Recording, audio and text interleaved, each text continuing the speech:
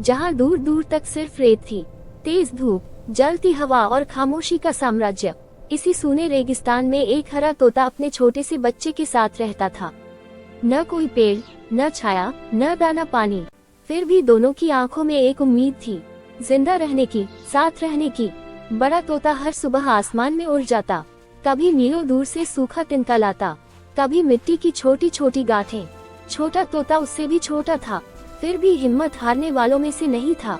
वह अपनी नन्ही चोंच से किसी इंसान की फेंकी हुई टूटी बाल्टी में थोड़ा सा पानी भर लाता।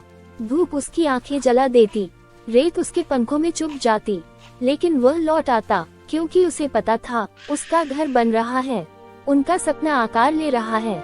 दिन बीतते गए, रातें ठंडी होती गईं, मेहनत के निशान दोनों के पंखों पर साफ दिखने लगे।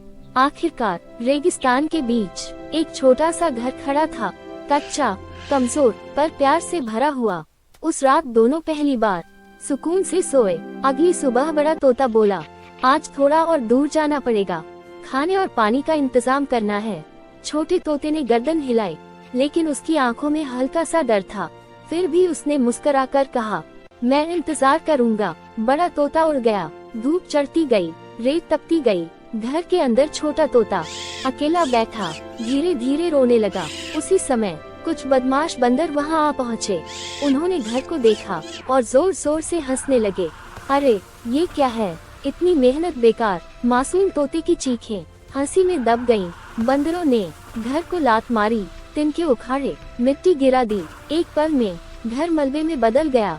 छोटा तोता उस मलबे के नीचे दब गया। उसकी नन्ही आवाज धीरे धीरे खामोश हो गई। कुछ देर बाद आसमान में पंखों की आवाज आई। बड़ा तोता लौट आया था।